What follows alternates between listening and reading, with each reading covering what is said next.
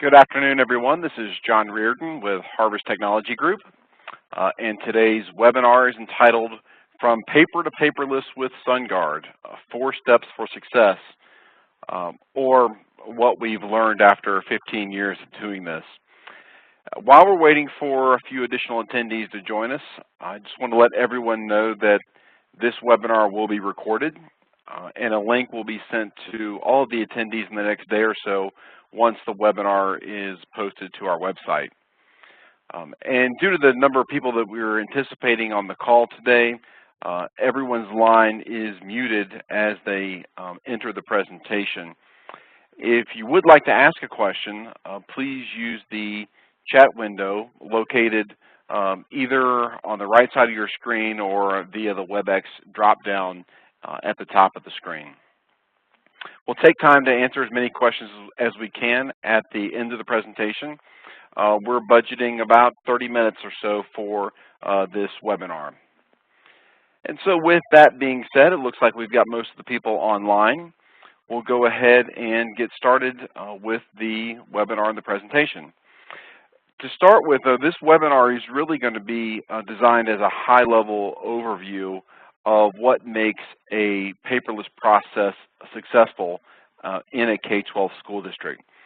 And the presentation is going to be high-level by design because we want to cover a lot of ground and to give you as many ideas as we can in a short period of time. So with that being said, how do we know exactly what we're talking about? So who is Harvest Technology Group? Well, at Harvest Technology Group, we've been working with SunGuard K-12 clients to help solve their document management challenges since about 2001. And this really puts us in a unique position of being able to see the challenges that are faced by these organizations across a very broad base. So instead of having intense focus on just one or two organizations, we've got visibility into how dozens of SunGuard clients are trying to help solve document management problems. And so after working with so many of these clients, we've got a pretty good idea of where they need help and how they can be successful. Our expertise has also awarded us as the only document management partner with SunGuard. So we're very pleased with that relationship, and we're very excited to continue it.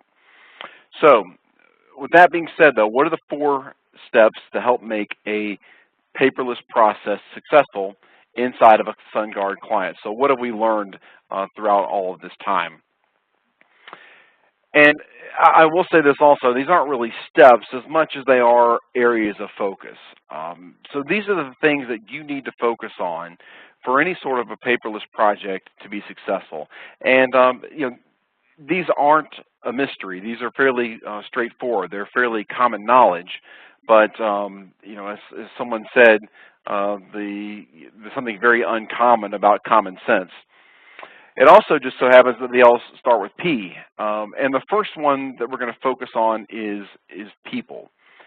We have to start looking at the people involved in a project because all document management initiatives and all paperless projects are going to require some level of personal change and intervention. After that, we're going to take a look at the process. So what are we changing and why? What's the focus of the organization as we go through this project? Next, we've got to come up with a plan. So if the people are involved in the project, the process is the strategy. Well, the plan is where we get down into the nuts and bolts. That's the logistics, the implementation. And then finally, we're going to look at the platform. So what are the tools we need in order to be successful? So these are the appropriate areas of focus, and we know that not only is this the appropriate areas to look at, but this is also the appropriate order in which we should look at it. So we want to start with people, then move to process, then plan, and then finally we look at technology. So again, this is pretty basic stuff, right? Well, pretty self-evident. But how do many K-12 school districts that we've worked with go paperless? Well, the first thing they do is they attend a trade show or visit a website. They see a really cool piece of software. They purchase this software, and then they decide they need a plan to implement it. And after they implement the software, they look to adjust their processes to try and see if they can make those work within how the software works. And then finally, they train their people sometimes about how they're supposed to now do their jobs so that the software will work correctly. This is definitely a cart before the horse approach. And then typically what you end up with is a horse that just refuses to move. And then you've got more software and more paper piling up in the district. So if we have to put the people first in order to have a successful project, what does this really mean?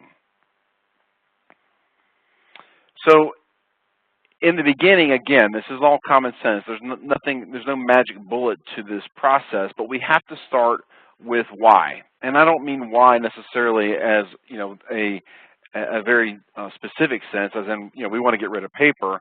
I'm talking about the why of defining what success looks like. So what is the vision for this project? After you determine what the vision of the project is, you have to take a look at the stakeholders involved. And you have to take a look at the vision or what success looks like through the eyes of the stakeholders. Depending upon the literal chair you're sitting in a school district, success could be very different. It's going to look very different to someone in a corner office versus a cubicle versus a classroom. And how do we get all of these people together on what their goals or objectives are?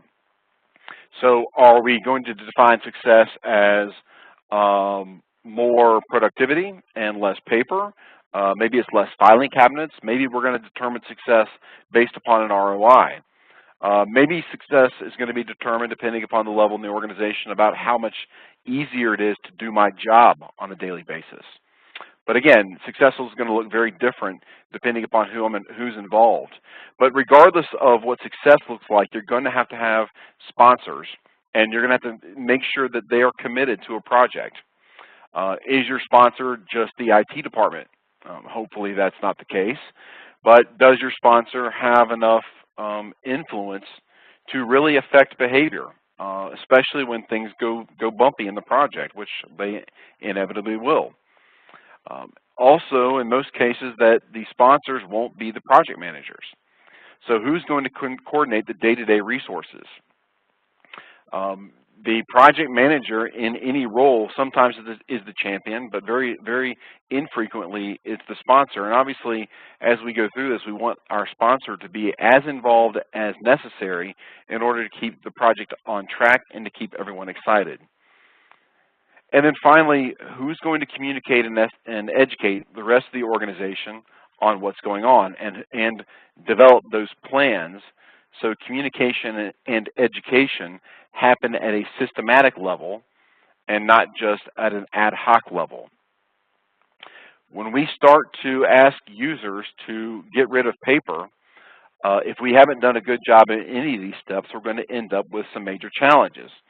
And what do these challenges look like, and what have we seen from a challenges perspective? Well, there's really three. First, you have the tyrant. This is the person, sometimes in management, who will force, no pun intended, users to get rid of paper.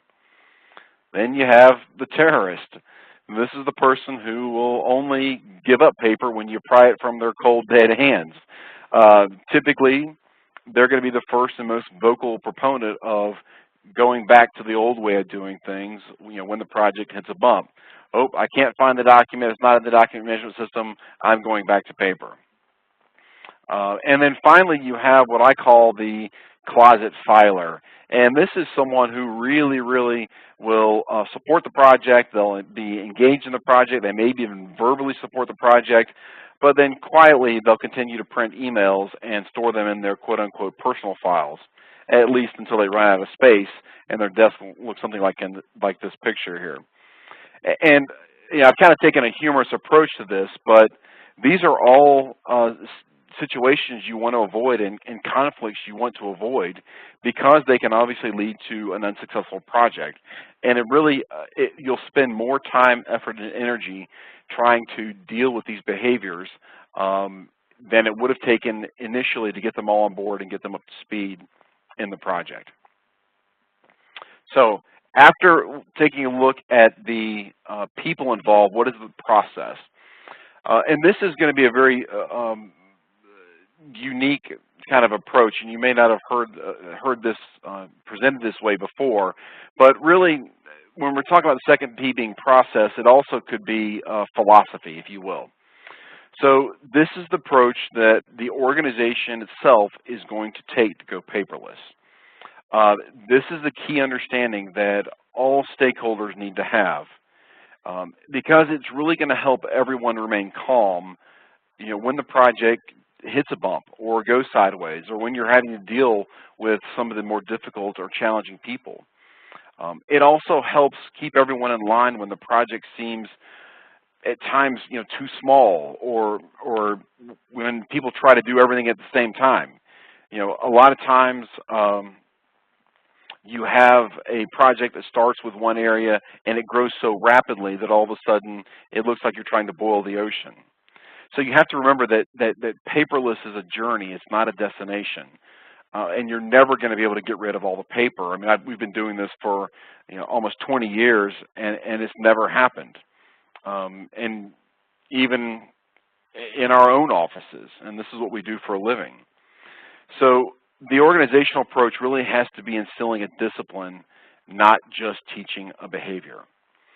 And it's this long-term view that makes it okay to take a crawl, walk, run approach to content management. We're not going to do everything right out of the gate. We'll start with a single process, start with a single department, take what we learned there, and then apply it through the rest of the organization. And this is something that can be very difficult for K-12 schools to do. Again, especially when you have grant money or you have the funding available to take a project wide at a given period of time. But this discipline is very, very key, and this understanding and making sure that the people involved understand that this approach is incredibly important. And it's really not just theoretical.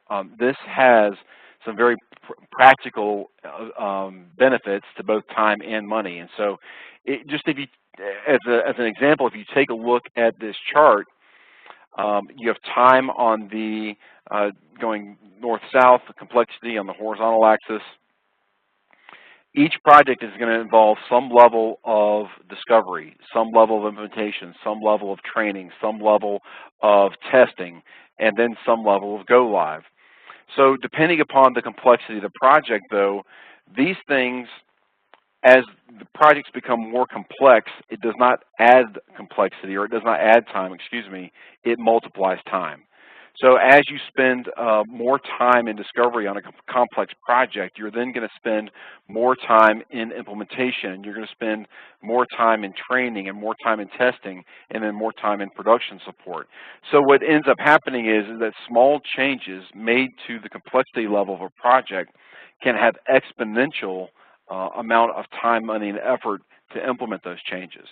So we want to start small because we want to be able to get wins, and we want to be able to celebrate those wins.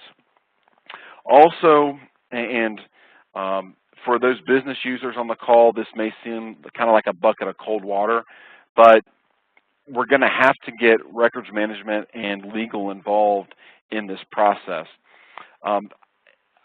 Before I worked extensively with K-12 school districts, I probably would not have had that bullet on this slide. But every document that you're going to look to take paperless is going to have some sort of a predefined retention schedule. You're going to have to store every piece of information that you put into some sort of a paperless system for a predetermined amount of time. And the sooner you understand that, the sooner it will help us understand what options are available for storage. If you do not get records management and legal involved, you can scan documents, but you're never going to be able to get rid of the paper. You're going to have to hold on to that as long as you think is necessary.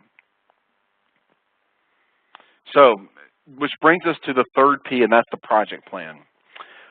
This is really where most projects like to start. This is where, when we talk to an organization, they almost inevitably want to start. And the process begins, or the project plan begins with discovery. Now again, you should always start with getting the people involved, finding out what their goals are, letting that define the process, and then going into discovery.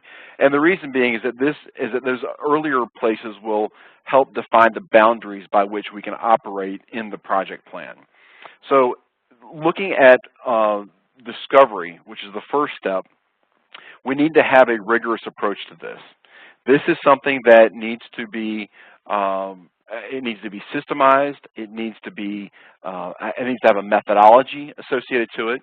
But really, what we're going to be doing is we're going to be asking questions. So, how much paper are you storing today? Do you even know how much paper you're storing? How much is at Iron Mountain? How much is in off-site storage? How much is in the basement? Where does the paper today come from? And is paper really your biggest challenge, or is it PDF forms, or maybe it's email? And who uses the paper?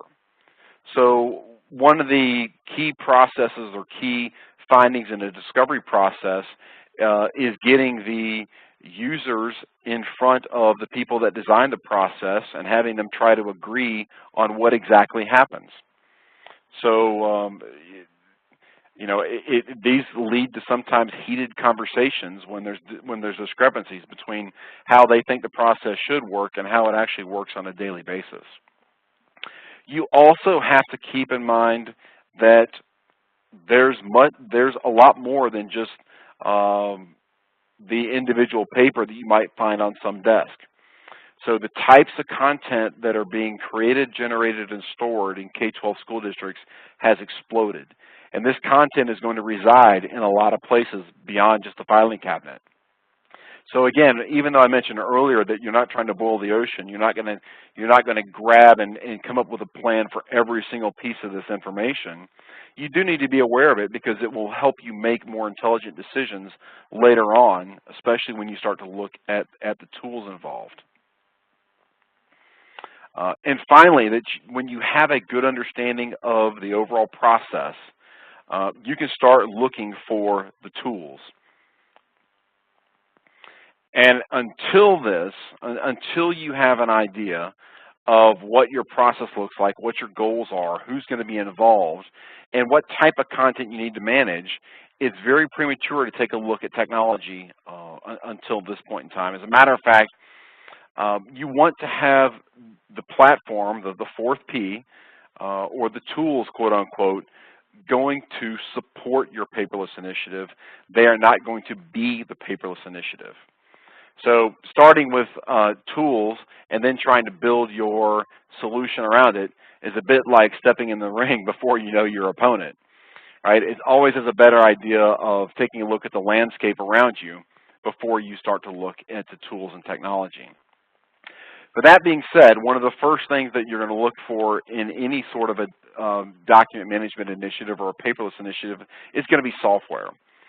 If I take a piece of paper and I turn it into a digital format, I'm going to have somewhere to put it. I also want to take a look at what technology do we already own. What do I have that I can leverage first before we go out into the market?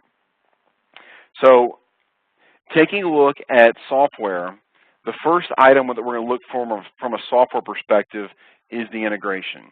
How well does the quote-unquote paperless software or document management software I have integrate with my SunGuard and other applications? Because integration is key. It impacts the other three areas, the other three Ps that we talked about earlier. Your users are going to be living and breathing inside of your SunGuard applications.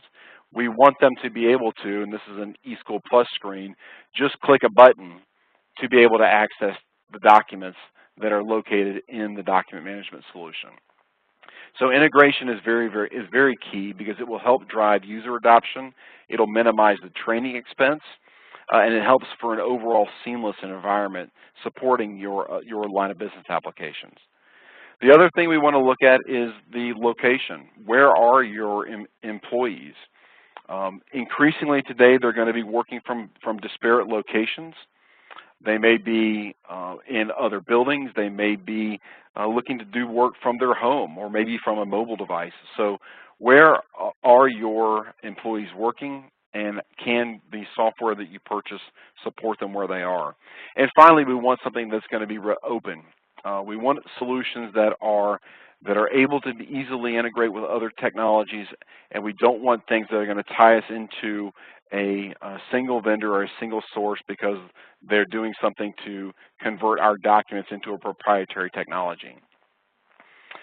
The software decision will often drive the hardware, and that's just how it works. That's how it works with almost all technology today. But hardware, am I going to be in the cloud? Am I going to be on premise? What kind of scanners do I need? Do I have scanners already? Do I have multifunction devices that I can use? And then what are my storage requirements? So how long do I need to store these documents? Again, this gets back to what we were talking about from getting legal involved. How long am I going to store these documents, and what volume documents am I looking to store? So I know that, like I said earlier, using the cart before the horse analogy, it's in answering some of these questions that most projects typically start. But the reality is, until you've got good answers to some of the discovery questions, you don't need to take a good look at software, and then obviously driven by hardware. So jumping back into the project plan, and so I kind of jumped out there for a second, but it was by design. You complete the discovery process in your project plan, and then after that, you select the vendor that has what you feel to be the best solution to help match what you've uncovered in discovery. And then the rest of the project plan goes very similar to any other software that you've implemented. So we go through the implementation process. We want to train the users. We go through testing, and you can do simultaneous testing and training, and then go live support. So the rest of the project plan is really going to largely be determined by, number one, what you've uncovered in discovery, and number two, what platform or what tools you've determined to implement. And again, don't be afraid of using tools that you already have around the office. And finally, I'm going to throw in a bonus P, and this is my quote-unquote commercial for Harvest Technology Group. What you want to look for, the fifth P could be a good partner. And what we want to look for in a good partner is obviously the experience and the expertise. And beyond that also, it really is going to take a look at sometimes a third set of eyes or an outside approach to a particular problem can be a very healthy thing, and it can uncover things that you didn't necessarily know were a challenge. This is the reason why great coaches can get continued results. Great consultants can as well. And that's what we want to be. We want to take a look at your overall processes. We'll implement our methodology, our approach, take a look at what you're currently doing, and then if there's changes that we can make, if there's things we can recommend, we'll do that. We can even help in the selection of the tools or the technology and help you leverage what you may have already. So with that being said, we've got just a minute or two left for any questions. And one of the questions that I'm seeing through here is, what are the first steps? I'm paraphrasing the question, so just for brevity's sake. But the first step for really any paperless initiative, ironically, even though I say that you need to get the people and the processes involved, really the first step, as in any challenge, is just admitting you've got a problem. So where am I seeing paper pile up? What are the challenges that my business is facing, and do they warrant a change? If you have a very significant, or I should say very, very efficient filing system, and space is not a problem, your school district is located in Wyoming or something along those lines, maybe a paperless initiative is not appropriate for you. We talked to a client a prospective client last week, and they were spending $25,000 a year in new filing cabinets for a single business entity. So that's, in that instance, it's a pretty clear indication that they do have a challenge. In your school district, if you're having problems locating information, if you're not able to get back to parents in a timely fashion, if you just see that paper's piling up, that's a pretty good indication that we need to take, take at least the first step of going through, talking to the people that are involved, looking at the process, and determining if we want to undertake this sort of initiative at this point in time. And that's one of the point I'll make, I guess, is that all of these initiatives need to be taken, undertaken, I should say, with enough resources available that you're going to be able to see them through to completion. A lot of times, school districts will even follow the overall process, and then coming back to it, they will not have enough resources, or they'll run into another project, or they'll do something else, and so they only get a small way down the road to becoming paperless. So I would make sure that you have budgeted enough time. Treat any sort of a paperless initiative as a major project. It is not something you just want to do on the side, even if you're starting small. Give this project the due respect it deserves, and if you need help in determining what that looks like, obviously feel free to reach out to us. We'll be more than happy to help you. So with that being said, we're running up on the end of time. If you do have additional questions, please feel free to reach out to me. This is my contact information. As I mentioned at the beginning, this session has been recorded. I'll send out a link if you would like to share this with another party in your organization who was not able to attend. Please do so. Please, again, reach out to me if you have any questions. You can go to our website. We've got a lot of articles that get into some of these specifics about how to go paperless. So if you have specific questions about scanning, what's the best practices, if you have questions about storage and those type of things, you can find those resources on our website. So other than that, thank you all very, very much for attending. We hope to see you on future webinars. We try to keep these about 30 minutes. We want to be respectful for your time. But this has been great, and I hope you have all found this valuable. Have a great rest of your day and rest of your week. Take care.